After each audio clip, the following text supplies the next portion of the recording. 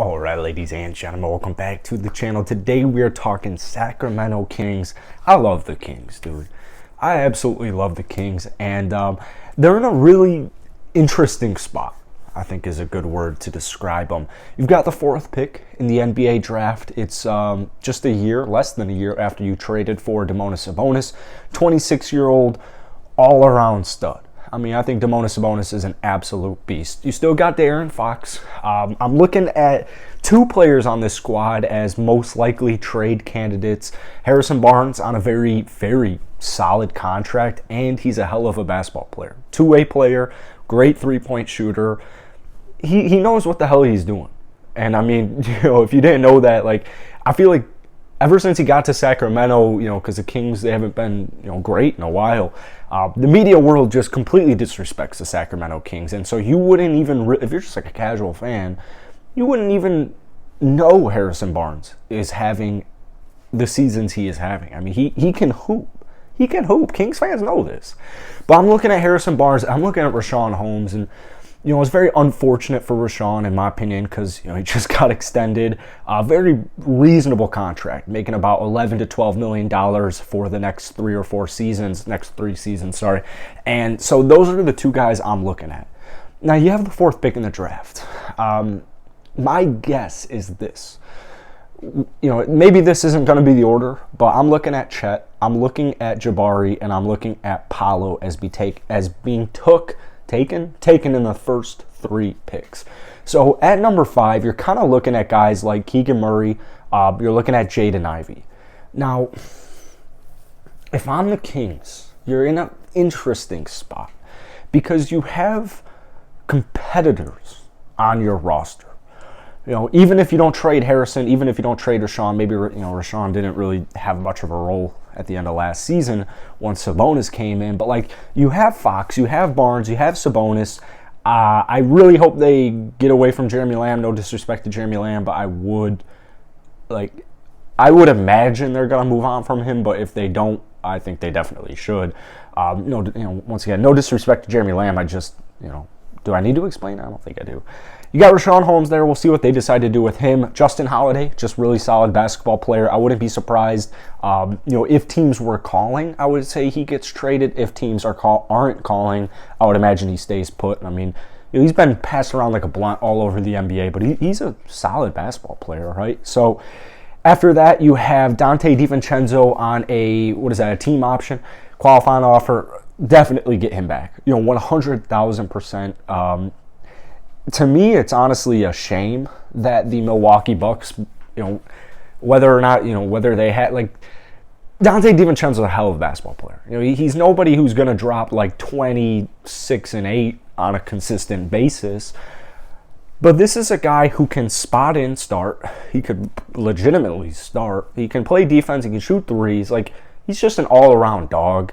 It kind of reminds me almost of a Josh Hart player where these guys are just severely underrated. They're just severely underrated. And these are the players that help you win championships. So Dante DiVincenzo, I anticipate him to be in a Kings uniform next season.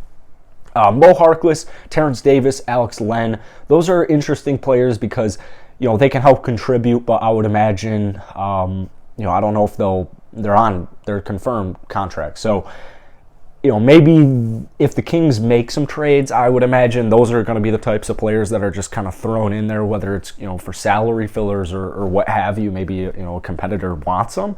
But for the most part, they'll probably be back with the Kings next. It sounded so loud.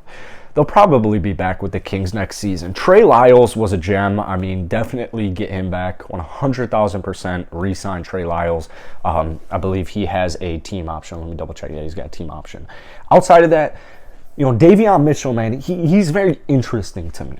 He's very interesting to me because, it brings up a broader scope of drafting. I think Davion Mitchell is going to be a good basketball player in the NBA. He already is a good basketball player in the NBA. But once he fully gets an opportunity, maybe in a couple of seasons from now, once he's more polished, I would imagine he's already a hell of a defender. Once he gets in that groove in the offense, he's going to be a good basketball player. So, what sucks is his value isn't as high as it's going to be even just like after game 1 of next season, after the first week, first month, first half of next season, his value is going to be exponentially higher than it is right now. So, Mitchell's interesting because I don't know if he's going to remain with the Kings when they plan on making the playoffs next season. But it's a guy I'm not really trying to get rid of. I'm not itching to get rid of him. Why would I itch to get rid of him? I feel like in a couple of seasons, he can even help contribute you making a championship run. The reason I bring up Davion Mitchell is because, he plays that kind of dual combo guard role. And you're looking at with the 4th pick, the Kings, obviously, you have 2 options. You draft somebody at number 4, or you trade it away. My thing is this. Darren Fox is 24, Sabonis is 26. You just drafted Davion Mitchell. You still have young cats like Dante DiVincenzo. What I would do is I would probably just draft. Like, unless I am getting a clear-cut star, and I'm not talking about Jeremy fucking Grant. The thing with Jeremy Grant is, what are you really gaining with that? I'll make videos all the time and say, the Kings should trade that for Jeremy Grant. What is it, like, same thing with the Blazers. What does Jeremy Grant do for me? At the best, I could see Jeremy Grant being a 3rd option on a championship team. I don't think the Kings roster is polished enough to go out and trade your 4th pick for an expiring contract, a guy who can't even really play defense, can really only just score. Jeremy Grant's a good basketball player, but am I really willing to give up the upside of a 4th pick? Absolutely not.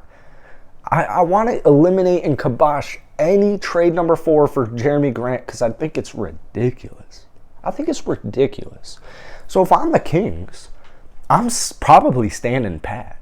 I want a B-tier star at the worst, because the way I see it is your players are still young enough where if Jaden or Keegan, even 3 years from now, max 3 years from now, they're going to be really solid NBA players contributing on a consistent basis. But those 2 players are guys to me where, in this year's draft, you kind of have your upper echelon, you got your top 3, the 3 guys I named at the beginning of this video, and then you got your B-tier guys, 4 and 5, essentially. The 2 guys we're talking about, Jaden and Keegan. But I think they're going to have solid rookie years, both of them. And next year, I think they're going to help contribute to squads. I'm thinking almost like an Evan Mobley-esque situation. I think the Kings are kind of similar almost to Cleveland, where you have young players who are talented, but you also want to continue building in the draft. Darius Garland's been in the league for a little bit. Colin Sexton's been in the league for a little bit. Jared Allen's been in the league for a little bit. Lauren Markkanen's been in the league for a little bit. They're not in their primes yet. So what is the rush? What is the rush? If you're really trying to acquire a star, what I would do is I would dangle Harrison Barnes, I would dangle Rashawn Holmes, and if that's not enough, probably won't be enough to get an actual legitimate star, I'm throwing in a 1st-round pick, I'm throwing in a future 1st-round pick, or I'm throwing in Davion Mitchell if I have to. But I'd rather go a 1st-round pick, and that's what I would imagine the Kings would rather do as well. But if you have an opportunity to get a legitimate star, and it's going to require those 2 players and Davion Mitchell, I think most Kings fans would be willing to bite the bullet on that one. But this is all speculation. So if I'm the Kings, man, I'm drafting somebody at 4. I'm drafting... What's tough is they're both hell of basketball players. If you want to start getting into positional needs, Jaden kind of F's with Mitchell, right? He just kind of F's with him. Kind of gets in the way. But I don't draft by positional needs. I draft by talent. So you have to make the decision. Is Keegan or Jaden the guy? Both of them, to me, are very talented. So maybe they go out, you draft Keegan. All right. What I would do is this offseason, I would try and trade away Harrison Barnes and Rashawn Holmes in a package, like I said, for a 1st-round pick, for maybe an up-and-coming star.